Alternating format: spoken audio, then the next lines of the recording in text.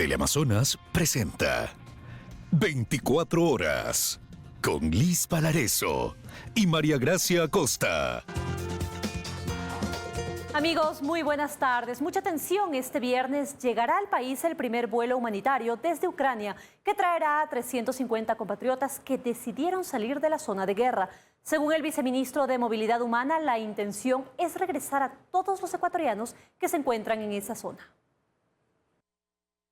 Desde la zona fronteriza de Ucrania y Polonia, esta mañana el viceministro de Movilidad de la Cancillería confirmó que este viernes a eso de las 7 u 8 de la mañana llegará al país el primer vuelo humanitario que trasladará a 350 compatriotas ecuatorianos que decidieron salir de la zona de guerra. Estamos en este lugar porque es el principal punto de frontera. Sin embargo, sí debo señalar que hace unos días prácticamente colapsó.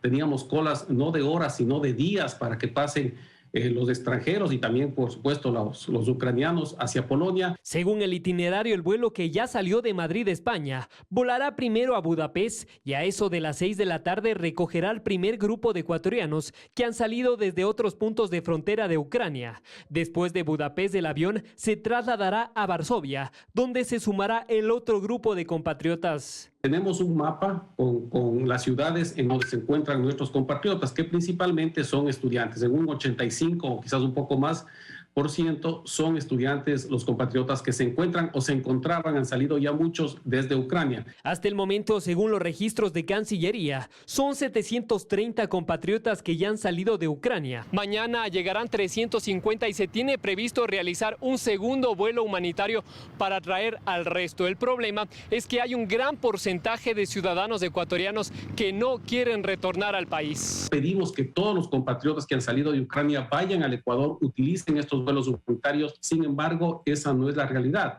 Tenemos compatriotas que desean voluntariamente, a pesar de que no les recomendamos quedarse en Polonia. No obstante, la situación para los compatriotas que desean quedarse es compleja, porque el permiso que concedió Polonia a los ecuatorianos es de 15 días de estancia sin la visa Schengen, hasta que puedan salir de ese país. Y tenemos la estadía limitada en estos países.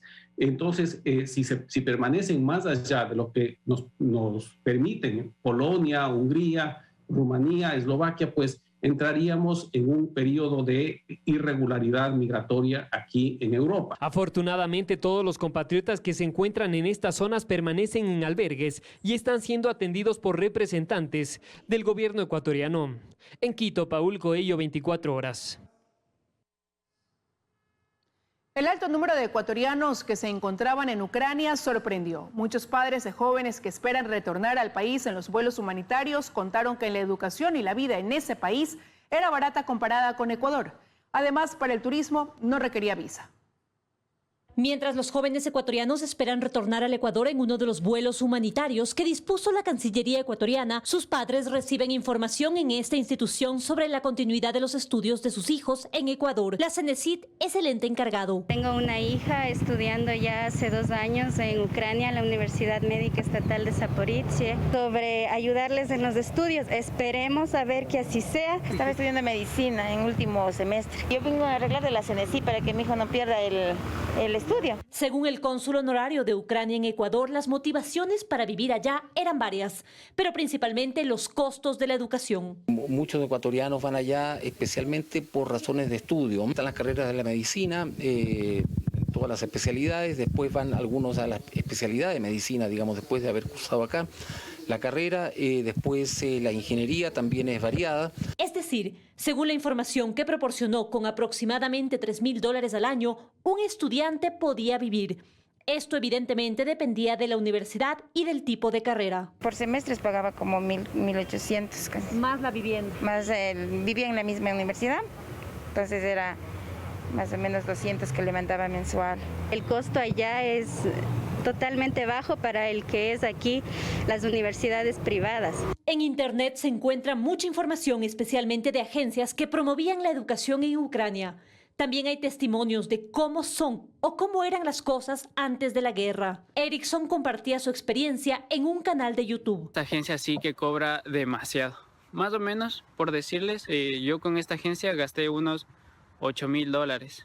entre ticket aéreo y los pagos que ellos exigían para poder venir. Y en realidad es mucho menos. Acá los semestres en ingenierías más o menos cuestan entre $800 a $1,100 de semestre. Los ecuatorianos que querían estudiar allá requerían cumplir con ciertos requerimientos para sacar la visa de estudiante, pero este no era el caso para quienes querían ir de turismo. Un acuerdo de exención de visa para pasaportes normales, por estadías cortas de hasta 90 días, que es el mismo caso de los ucranianos que vienen para acá por razones turísticas, en fin, por lo que sea, hasta 90 días no necesitan visa, solamente presentar el pasaporte válido. Y así son cientos los ecuatorianos también desplazados que ahora aspiran a reinsertarse en la vida laboral y educativa en Ecuador. En Quito, María Gracia Costa, 24 horas.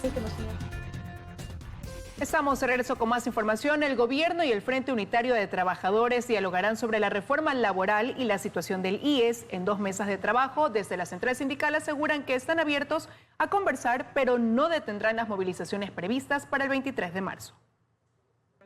Esta fue la primera reunión en 9 meses de gobierno entre el presidente Guillermo Lasso y los miembros del Frente Unitario de Trabajadores. Lasso recalcó que el objetivo de la cita era encontrar opciones para los millones de ecuatorianos que hoy no tienen trabajo. Celebro esta reunión y aspiro que este diálogo sea un diálogo frontal, sea sincero, en beneficio de las grandes mayorías. El Frente Unitario de Trabajadores está listo para consensuar, para debatir, para analizar y acordar con ustedes todo lo que tenga beneficio para el bien de los ecuatorianos. Luego de casi 4 horas de reunión a puerta cerrada, la ministra de Gobierno, Alexandra Vela, anunció los acuerdos a los que se llegó. La constitución de 2 mesas de trabajo. La primera de ellas que va a analizar el proyecto de Código Orgánico Laboral presentado por el FUT a la Asamblea Nacional y la propuesta de modificaciones y reformas al Código del Trabajo presentada por el Gobierno. Y la segunda mesa que va a analizar toda la problemática relativa a la seguridad social. Según dieron a conocer los miembros del FUT, la primera mesa en la que se dialogará sobre la reforma laboral estará liderada por el consejero presidencial Diego Ordóñez y la que tratará la situación del IES estará a cargo del presidente del consejo directivo de esa institución, Francisco Cepeda. Y aunque desde el FUT aseguraron que están dispuestos a llegar a consensos, al parecer en ciertos temas definitivamente no habrá acuerdos. Si el gobierno pretende establecer trabajo por horas cuando la Constitución lo prohíbe, en eso obviamente no puede haber consensos porque además sería inconstitucional. Pero ya en el tema laboral yo creo que nosotros esperaríamos que a la brevedad posible el delegado del gobierno pueda convocar y ya en los debates, en los análisis iremos viendo cómo avanza en la construcción de entregarle al país una sola ley laboral. Por ello sostienen que las movilizaciones previstas para el 23 de marzo en contra de algunas medidas del gobierno se mantienen. En Quito, Belén Merizalde, 24 horas. Faltan 10 días para que se cumpla el plazo para que la Asamblea Nacional trate el informe de las amnistías en el Pleno. Sin embargo, hay una queja que debe resolver el CAL, pues argumenta que el informe fue entregado de forma atemporal. Andrea Samaniego nos tiene más detalles desde el Legislativo. Andrea, muy buenas tardes, por favor, cuéntanos.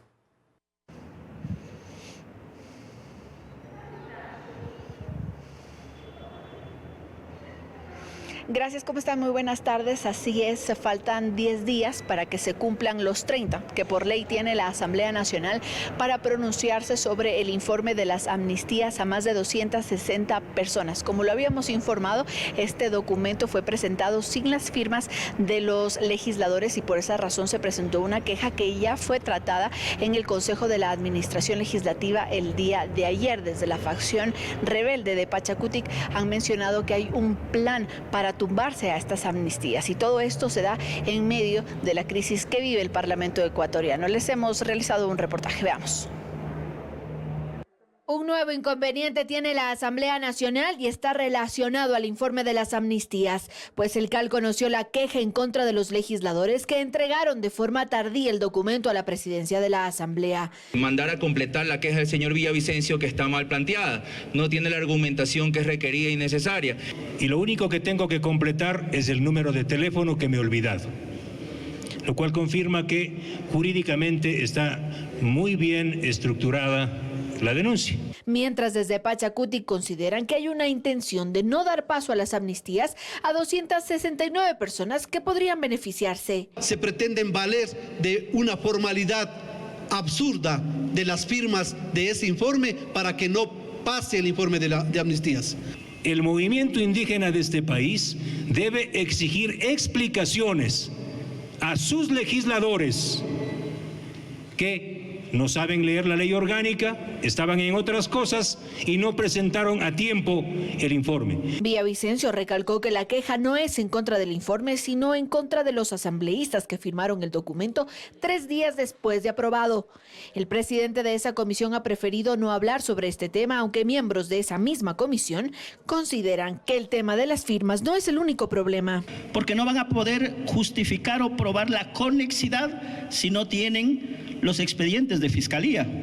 La conexidad se prueba con el parte policial, se prueba con los testimonios. Y es que esto se da en medio de la crisis que vive la Asamblea Nacional, pues exigen que se ponga en el orden del día este informe, pero Yori no ha convocado a ninguna sesión y por eso insisten en una autoconvocatoria. Y evidentemente lo vamos a hacer lo más pronto posible. Nosotros estamos aquí, insistimos, para trabajar. No prestarse a esto, no prestarse al juego de quienes por andar conspirando olvidaron firmar el informe de amnistías.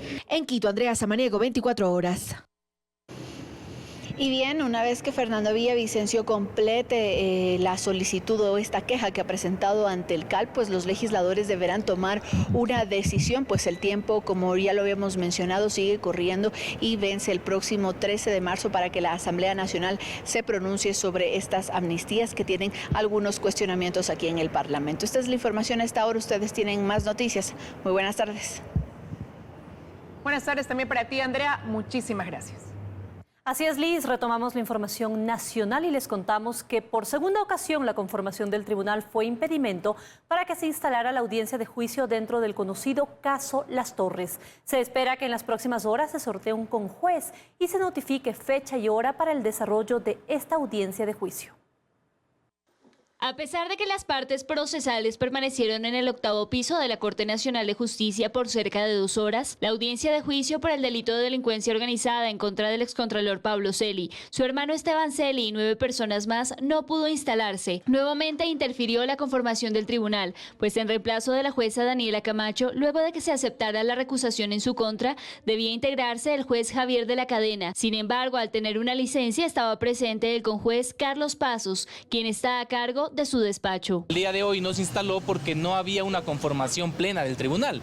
Uno de los jueces dijo, yo no soy el que está sorteado, yo fui sorteado para otra circunstancia. Este es un problema que ha sido originado desde la Corte Nacional, por cuanto son varios los jueces que por diferentes razones no han querido integrar el tribunal. El tribunal determinó que en las próximas horas deberá sortearse nuevamente un conjuez. En caso de que ya no haya magistrados disponibles en la sala penal, deberá tomarse en cuenta salas afines.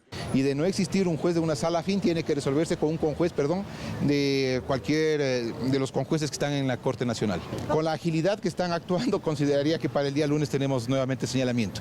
Este diferimiento se da 1 mes y 1 semana que caduque la prisión preventiva que pesa sobre el excontralor Pablo Celi, su hermano Esteban Celi y el hermano del fallecido exsecretario de la Presidencia, José Augusto Briones, Adolfo Augusto Briones. El tribunal aclaró que no existe premura más allá de cumplir los plazos razonables. Una vez conformada la sala, se notificará la fecha y hora para la instalación de este juicio. Daniela Valencia, 24 horas. Como parte de las operaciones controladas por Estados Unidos en la etapa previa al llamado caso Las Torres en Ecuador, uno de los pedidos de dinero de los sobornos a la empresa No Limit se dio en Miami.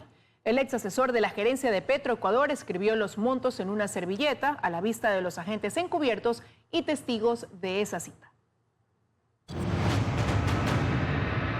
Aun cuando las operaciones de vigilancia y seguimiento a los exfuncionarios de Petroecuador y empresarios duró unos 3 meses, la información obtenida por los agentes estadounidenses deja pocas dudas. Si hay algo seguro es que se pedía dinero a cambio de agilitar los pagos y se ofrecía repartirlo entre varios protagonistas de esta trama. Pedro José Crespo, gerente de la empresa No Limit y testigo de fiscalía, fue parte de la primera reunión en Miami, una reunión controlada por el FBI.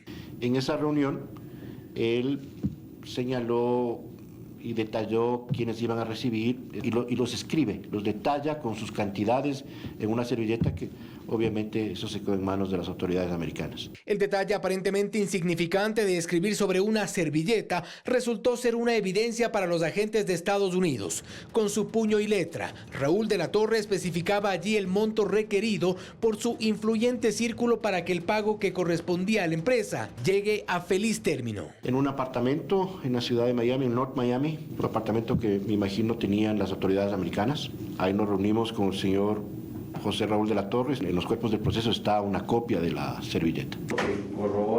Crespo descifra el texto en base a la reunión que fue grabada. PF es Pablo Flores, gerente de Petroecuador, y a quien supuestamente le correspondía $1 millón. SC y RT serían Esteban Celi, hermano del Contralor, y Raúl de la Torre, la pieza clave en su calidad de asesor de Petroecuador y sobrino de los Celi. Para ellos se pedía $1.450.000. Ese primer desglose daba un total de $2.450.000. La idea plasmada en la servilleta venía con una propuesta de pagos. En la segunda parte se plantea que para Pablo Flores, 4 pagos de $150.000 para completar los $600.000 y 4 de $100.000 para cerrar el $1 millón requerido. Quienes estuvieron en la reunión recuerdan que también se pidió una asignación para otros personajes del círculo. RB sería Roberto Barrera, sentenciado en Estados Unidos por lavado de activos, y ya en el caso Las Torres, Barrera era el pastor evangélico que gestionaba los sobornos con el asesor de Petroecuador. Para él, $250.000. En esta cadena de pedidos se consideró también a la asistente del gerente de Petroecuador. NT identificaba a Natalia. $3.000 según el detalle. Pablo Encalada, abogado de Pablo Flores, asegura que de la Torre y Barrera eran quienes se paseaban por las instituciones públicas pidiendo sobornos, tomándose el nombre de las autoridades, y que este fue el caso. Se tomaban el nombre del presidente de la Asamblea Nacional, de ex ministra de Salud, de alcaldes, de municipios, es decir, de un sinnúmero de entidades donde ellos estaban buscando dónde hacer un acuerdo corrupto para tratar de sacar algún provecho propio. No obstante, en las conversaciones vía chat que han sido judicializadas del teléfono de Roberto Barrera, hay una conversación cuyos términos inquietan a los investigadores. Pablo Flores le pregunta a Roberto Barrera: Roberto, tengo que molestarlo y preguntarle, ¿es verdad lo que me dice Raúl y usted recibió su librero? Le ruego me responda sí o no, Roberto. En sus 5 cuentas tiene todo lo que esperaba, Roberto. Se colige que Flores ya sabía de los pasos de Barrera. Flores, a través de su abogado, lo niega. Estos señores pedían dinero a nombre de Pablo Flores, pero jamás, de ninguna manera, no existe ninguna evidencia de que Pablo Flores haya participado de estas reuniones. No es mentira que había esta relación. Lo que pasó es que estos dos rufianes, porque son los delincuentes confesos, se aprovecharon de esta relación para pedir dinero a nombre de Pablo Flores. Lo cierto es que estas operaciones controladas son la prueba para la etapa de juicio que enfrentan 11 procesados por el delito de delincuencia organizada. Audio y video de grabaciones, mensajes de texto, compras, transferencias y entregas de dinero en efectivo serán expuestas en audiencia. En Quito, Fausto Yepes, 24 horas. La Fiscalía requiere incorporar a 577 agentes más con sus respectivos equipos. Así lo aseguró la fiscal general del Estado, Diana Salazar, en su rendición de cuentas. Actualmente la entidad cuenta con 845 fiscales a nivel nacional. La fiscal general del Estado rindió cuentas sobre su gestión en 2021. Lo hizo de forma virtual. En su exposición hizo referencia a las necesidades de la institución, una de las principales, más fiscales, al menos para alcanzar la media necesaria en Latinoamérica. Al cierre del ejercicio fiscal 2021, la tasa de fiscales fue de 4.83 por cada 100.000 habitantes, lo cual significa que se deberían incorporar al menos 577 agentes fiscales con sus respectivos secretarios y asistentes para cumplir con el estándar latinoamericano y atender fehacientemente las demandas ciudadanas de acceso a la justicia penal. En una intervención de aproximadamente 1 hora, la titular de la Fiscalía dio a conocer que en 897 fiscalías al cierre de 2021, Laboraron 845 fiscales con sus secretarios y asistentes. En ese lapso se recibieron 295.682 causas. La mayoría de las denuncias por robo, violencia psicológica, intimidación, estafa y hurto. En 2021 se convocaron 174.919 audiencias en las unidades judiciales de lo penal y de tránsito, tribunales de garantías penales y salas de garantías penales a escala nacional, de las cuales se realizaron unas 105.500 audiencias. En 2021 la Fiscalía ejecutó el 98% de su presupuesto, que en total ascendió a 141,3 millones de dólares. Un presupuesto para una entidad de 3.767 servidores, indicó. Salazar dijo que el principal objetivo de su gestión es la lucha contra la corrupción e impunidad. La Fiscalía no puede dejar de recibir las denuncias ciudadanas, porque somos la puerta de acceso a la justicia. De los casos llevados por la llamada Fuerza de Tarea, 169 están en investigación, 3 en instrucción fiscal y 8 en etapa de juicio. Se han conseguido sentencias contra 17 personas y llamamientos a juicio para otras 82. En la lista, algunos casos emblemáticos. En Guayaquil, Carlos Acoto, 24 horas. Más de 200 unidades judiciales en el país están bajo la administración del Consejo de la Judicatura. El presupuesto asignado para mantenimiento es insuficiente, según el director general del organismo, que prepara un informe sobre el estado de la infraestructura que genera malestar en los usuarios. Algunas audiencias deben realizarse con la puerta abierta porque el aire acondicionado a veces no abastece. En ocasiones el calor ha sido tanto que quienes participan en ellas han tenido que llevar hasta su propio ventilador. Anecdótico, chistoso, pero deplorable. Así lo han hecho también quienes ocupan algunos despachos. Pasillos con techos y pisos destruidos. Paredes sucias, salas sin puertas y otros espacios totalmente desmantelados. Los baños, ni hablar. En algunos no hay luz. No hay agua. Es la condición de algunas unidades judiciales en Guayaquil, donde aun cuando se atienden unos cuantos inconvenientes, a diario se continúa evidenciando que los problemas no son pocos. En Durán, en el sur, en el norte, es ausencia la cuestión de los servicios. No hay donde sentarse, el tumbado se viene abajo, no hay recurso humano y material, la justicia no avanza. Pero no ocurre solo en Guayaquil. Desde el Consejo de la Judicatura se admite que falta presupuesto. Para hacernos una idea, mantener el complejo judicial de la Florida, uno de los más grandes de la ciudad, requiere de aproximadamente $2 millones al año, solo aquí.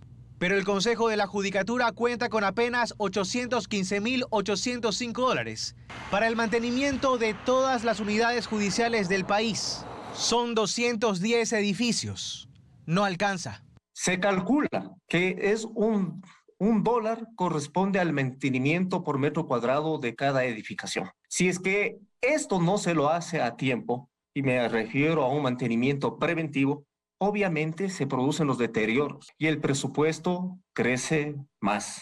El director nacional de este organismo asegura que en 15 días estará listo un informe en el que se detallará la situación de la infraestructura judicial, con el fin de solicitar un incremento en esta asignación y, en paralelo, determinar si existe incumplimiento de parte de proveedores. O en caso de determinarse la existencia de vicios ocultos, presentar las acciones judiciales para determinar los responsables de aquello. A los problemas se suma que el Consejo de la Judicatura no tiene presupuesto asignado para la construcción de nueva infraestructura. Para 2022 se le asignaron $4,5 millones para pagar contratos ejecutados en años anteriores.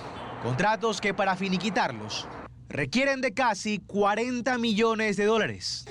En Guayaquil, Carlos Acoto, 24 horas.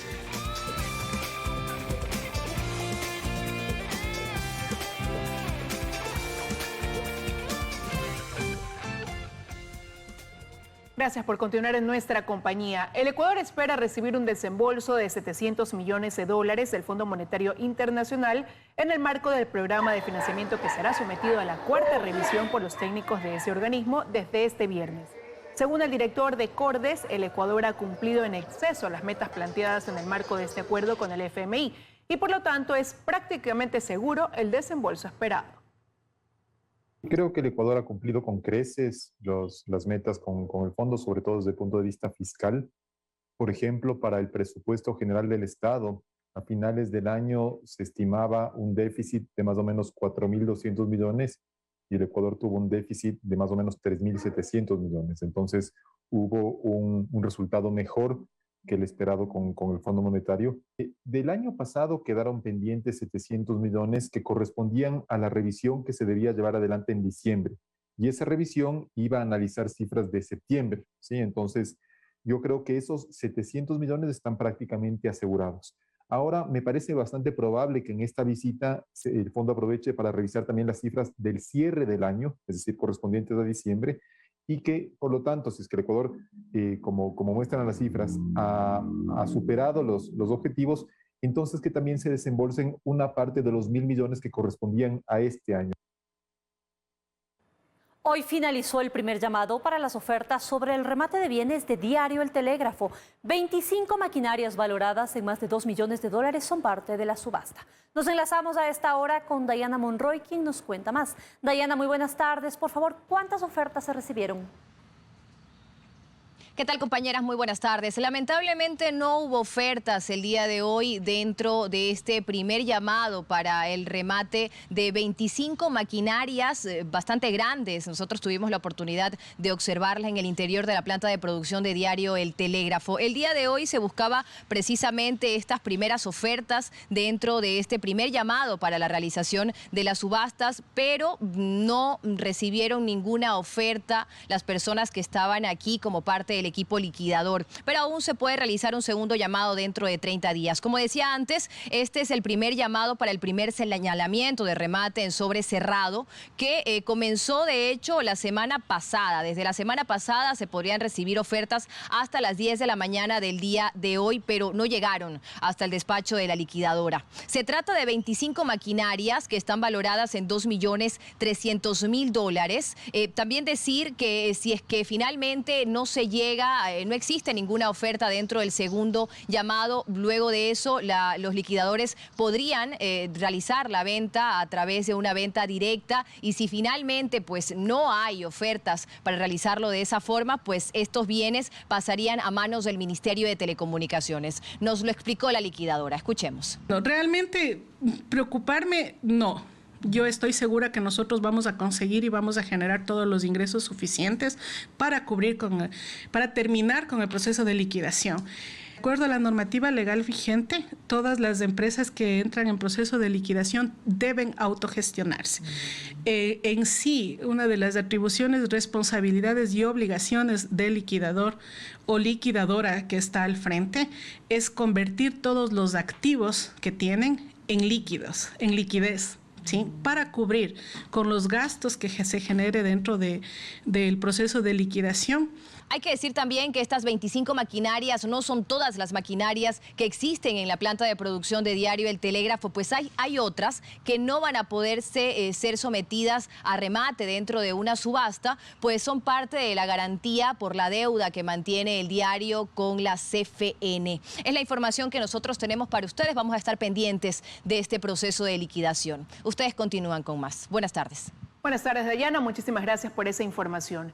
Y continúa la ola de criminalidad en Guayaquil y Durán principalmente. En la zona 8, que también incluye San Borondón, van 215 muertes violentas este año y los recursos y policías asignados por el gobierno aún no se completan, no llegan. Luisa María Heredia nos cuenta más. Hola Luisa, te escuchamos. ¿Qué tal, compañeras en estudios, amigos televidentes? Muy buenas tardes. Así es, la inseguridad sigue aumentando. En ciudades como Guayaquil y Durán se registran hechos violentos a diario. Aquí en la 32 y Febres Cordero, en el suburbio de Guayaquil, donde nos encontramos, la tarde de ayer hubo una balacera que dejó 2 heridos. Y otro hecho similar ocurrió también en el sector de Viernes Santo. Los ciudadanos viven en zozobra. Hay encuestas que señalan que prácticamente 9 de cada 10 ecuatorianos temen por su seguridad hoy en día. Las autoridades insisten en que ese alto índice de violencia es el resultado de los golpes que se le han dado al narcotráfico. Veamos la siguiente nota.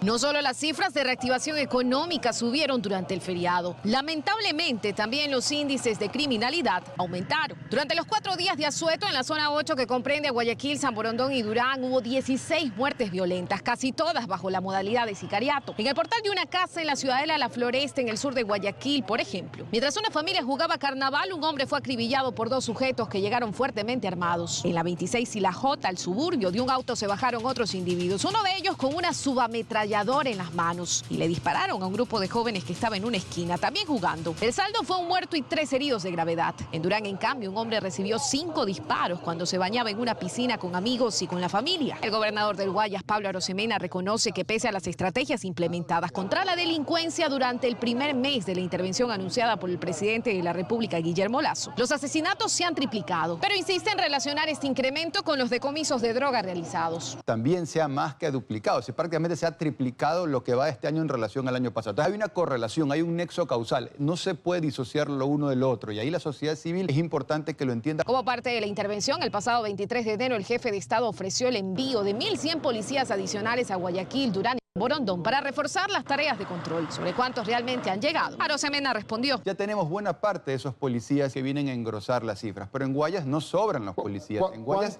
faltan policías. ¿Cuánto es buena parte? Alrededor de un 80% de esos policías están acá. Eso no se resuelve de la noche a la mañana. En aquel entonces, Lasso incluso habló de la asignación de $9 millones para la lucha contra el crimen organizado. Recursos que, a juzgar por lo dicho por el gobernador, tampoco han llegado. Está siguiendo el proceso, si se quiere, burocrático que se tiene que seguir. Siempre con un sentido de urgencia porque la ayuda la necesitamos para antes de ayer. Está claro eso ahí. No ha llegado ningún recurso todavía. La policía cuenta con los recursos ordinarios del presupuesto. ¿Y los 9 millones nada todavía? Para los recursos extraordinarios próximamente. Mientras tanto, acota Arosemena, la fuerza pública sigue trabajando con lo que tiene. Es poco a poco, pero estamos trabajando con fuerza, con decisión, con serenidad hacia el objetivo de recuperar esa seguridad ciudadana. Cabe mencionar que a la fecha, contando desde inicios de año en la zona 8, es decir, en Guayaquil, San Borondón y Durán, más de 215 asesinatos se han registrado. Es todo lo que puedo informarles a esta hora. Continúan ustedes en Estudios con más noticias. Muy buenas tardes. Muy buenas tardes, Luisa María. Muchísimas gracias por esta preocupante información. Con esto, amigos, vamos a hacer una pausa. Enseguida regresamos con más noticias.